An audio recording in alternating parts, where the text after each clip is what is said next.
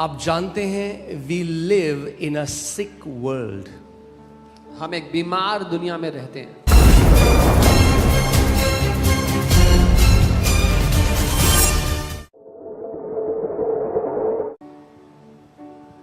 We live in a sick world. हम एक बीमार दुनिया में रहते हैं. आप जानते हैं जिस दुनिया में हम हैं The world वो बीमार है. is sick. मैं 10-20% की बात नहीं कर रहा हूँ. I'm not talking about 10-20%. एक स्टडी के अनुसार, मैं रिसेंटली एक स्टडी को पढ़ रहा था, उसके अनुसार 95% लोग इस पृथ्वी पे बीमार हैं. I was going through a study recently, and according to that, 95% people on the earth are sick. Okay, so आप ये देख सकते हैं the global burden of disease study and population health metrics states that approximately 95% of the global population experienced health issues at some point during the year, with only 5% remaining completely free from health problems. So जो जनसंख्या निकाली गई इस अध्ययन के द्वारा, उसमें मालूम हुआ कि लगभग 95% लोग वर्ष के दौरान किसी ना किसी समस्या से बीमार हुए और केवल 5% लोग थे जो स्वास्थ्य की समस्या से पूरी तरह मुक्त रहे. क्यों मैं आपको ये दिखा रहा हूँ? Why am I showing you this? कि आपको पता चले कि आपके आसपास क्या हो रहा है. So that you know what is happening around you. और अगर उस परमेश्वर की पूर्ण इच्छा इस पृथ्वी पे पूरी होती, And if the will of that God was being manifested on the earth, और अगर जैसे कई लोग बोलते हैं अरे उसकी मर्जी ना हो तो बीमारी नहीं आ सकती, and as many people say, oh, if it's not His will, sickness cannot come. तो अगर उसकी इच्छा से आज 95% लोग सताव में हैं, लोग कैंसर से मर रहे हैं, लोग एड्स से मर रहे हैं, लोगों के हार्ट फेल हो रहे हैं, बच्चे बीमारी में मर रहे हैं, तो फिर he is an evil creator. Then if according to His will people are dying in cancer, children are dying, people are sick and suffering, तो फिर वो एक बहुत ही दुष्ट सृष्टि करता है. फिर वो एक अच्छा परमेश्वर नहीं. Then He is not a good God. वो फिर उन शैतान बच्चों की तरह है जो एक मेंढक को पकड़ लेते हैं, उस पे पत्थर मारते हैं, या एक जानवर को पकड़ लेते हैं बेजुबान और उसको मार मार के लहूलुहान कर देते हैं और उससे उनको मजा आता है. तो उस खुदा को सताओ दे दे के, अपने सृष्टि को सता के उसको मजा आता है. फिर Then He is like those evil kids who like to torment animals and shed their blood, and they take pleasure in that. He is like that God who wants to make His creation suffer and get pleasure out of it. क्यों मैं आपको ये बात बता रहा हूं? Why am I telling you this? क्योंकि अपने आसपास की परिस्थिति को देखकर आप परमेश्वर की परिभाषा को नहीं जान सकते. Because you cannot look around what's happening and then define God according to it. यीशु मसीह आया प्रकट करने के लिए कि परमेश्वर पिता कैसा है. Jesus came to manifest how the heavenly Father is. और उसने कहा कोई नहीं जानता उस स्वर्गीय पिता को, केवल उस पुत्र को जो उसके अंदर में से निकल के आया है. And he said no one knows the Father except the Son who came out of the bosom of the Father. Okay, so एक पहली बात जान लो, So know this. परिस्थितियां हमें नहीं बता सकती सत्य क्या है. Situations cannot tell us what is the truth. इसीलिए तो आज इतने लोग नास्तिक हैं.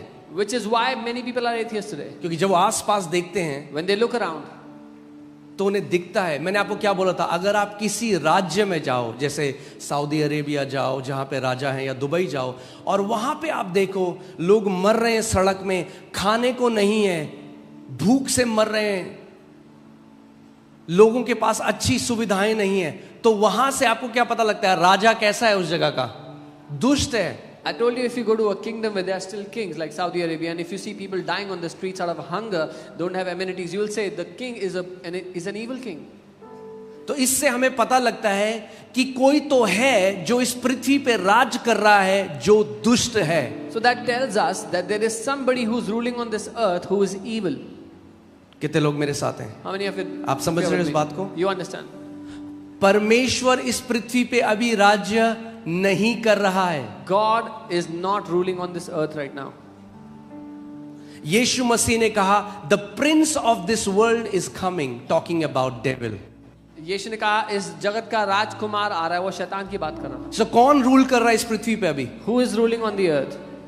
क्योंकि जब आप आसपास देखो तो आपको पता लग जाएगा कोई विकेट बंदा है जिसको मजा आ रहा है सताव देकर लोगों को। Because when you look around, you see there is someone who is evil, who is getting pleasure by tormenting people. क्योंकि पृथ्वी पर अभी उस खुदा की इच्छा पूरी नहीं हो रही। Because the will of that God is not being perfected on the earth right now. इसीलिए प्रभु यीशु मसीह ने हमसे कहा कि तुम ऐसे प्रार्थना करो कि हे हमारे पिता तू जो स्वर्ग में है, तेरा नाम पवित्र माना जाए, तेरी इच्छा पृथ्वी पे पूरी हो जैसे स्वर्ग में पूरी होती है। This is why Jesus taught us to pray like this. Hallowed be thy name and let your will be done on earth as it is done in heaven. यानी पृथ्वी पे उसकी इच्छा पूरी नहीं होती। That means his will is not done on the earth. इसीलिए तो प्रभु ने कहा मैं ये प्रार्थना करो। This is why the Lord said pray like this. स्वर्ग में उसकी इच्छा 100% पूरी होती है। In heaven his will is done 100%. इसीलिए स्वर्ग में कोई आंसू नहीं, इसीलिए स्वर्ग में कोई कैंसर नहीं, इसीलिए स्वर्ग में कोई रेप नहीं होता, इसीलिए स्वर्ग में कोई बच्चा बचपन में नहीं मरता, क्योंकि एक अच्छा पिता है जो राज्य कर रहा है स्वर्ग में। Which is why there are no tears in heaven, no cancer, no child dying in sickness, because a good God, a good father is ruling in heaven. मगर पृथ्वी पर अभी उसकी इच्छा पूरी नहीं होती। But on the earth his will is not being done right now. शैतान राज्य कर रहा है इस पृथ्वी पे। The devil is ruling on the earth.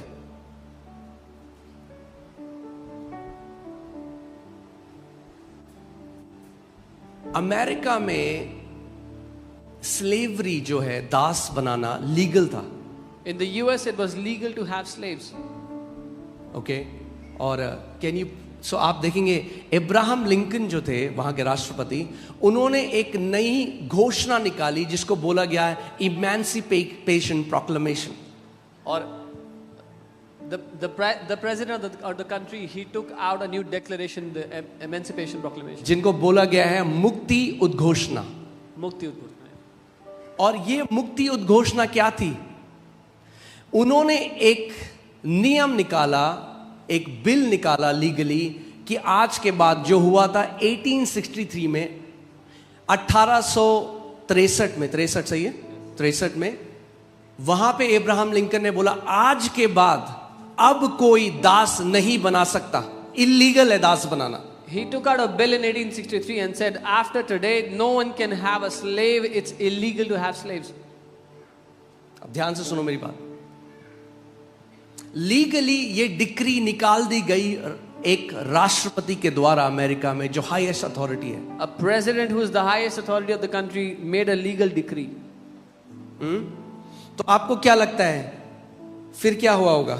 What do you think would have happened after that? So legally 1863 में क्या हुआ? स्लेवरी एंड हो गई legally. In 1863 slavery ended legally. मगर रियलिटी में 100 साल लग गए सारे स्लेव्स को फ्री होने में। But in reality it took 100 years for all the slaves to be set free. क्यों? Why? पहली बात, क्योंकि कई जो दास थे, गुलाम थे, उन गुलामों को पता ही नहीं था कि उनकी आजादी की घोषणा 100 साल पहले हो चुकी है। Because many of those slaves did not even know that there is a declaration that has already set them free. Jesus said, "You shall know the truth, and truth will set you free." यीशु ने कहा तुम सत्य को जानोगे और सत्य तुम्हें आजाद करेगा।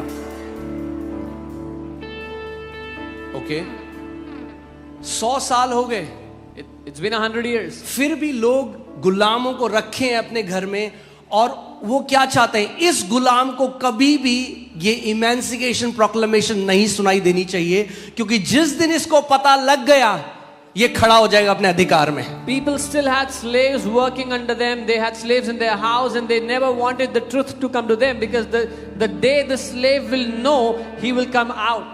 ऐसे ही शैतान चाहता है इनको ईसाई बनाए रखो, रीति रिवाज करो, मोमबत्तियां जलाओ, मगर सत्य इनके कानों में अगर पड़ गया तो ये खड़े हो जाएंगे अपने अधिकार में, और फिर मैं इनको बांध ना पाऊंगा।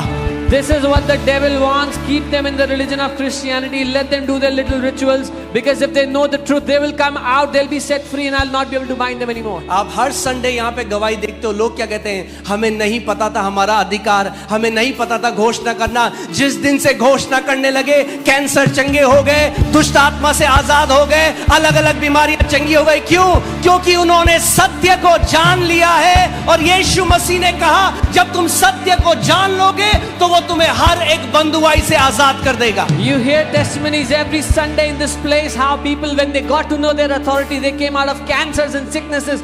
Jesus said, when you will know the truth will set you free. Amen?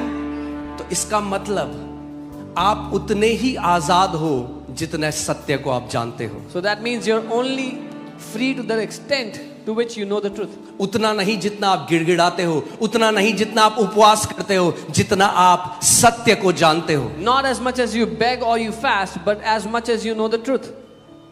Hallelujah. तो यानी आपकी दौड़ गिड़गिड़ाना नहीं है, भीख मांगना नहीं है, सत्य को जानना है। So your race is not begging and crying, but to know the truth. और सत्य क्या है? What is the truth? यूहन्ना 17:17 में यीशु मसीह ने कहा, हे पिता, हमें अपने सत्य से शुद्ध कर, तेरा वचन ही सत्य है। John 17:17, Jesus said, sanctify us by your truth. Your word is truth. अपनी बाइबल को ऊपर उठाओ अपने हाथों में, Lift up your Bible in your hands. बोलो, खुदा तेरा वचन सत्य है। Tell him, Lord, your word is the truth. Amen? Hallelujah. So legally 1863 में फ्री हो गए, Legally they were free in 1863. मगर 100 साल तक गुलाम रहे क्योंकि सत्य को नहीं जानते थे। But they remained slaves for 100 years because they did not know the truth. क्योंकि जिस दिन आप सत्य को जान लोगे, Because the day you will know the truth, जिस दिन आप जान लोगे कि 2000 साल पहले एक इमेंसिपेशन प्रोक्लेमेशन रिलीज करी गई कलवरी के क्रूज से, जिसमें यीशु ने कहा, आज के बाद सारे बंधुओं को छुड़ा दिया जाए, आज के बाद सारे पापियों को क्षमा कर दिया जाए और सारे बीमारों को चंगा कर दिया जाए।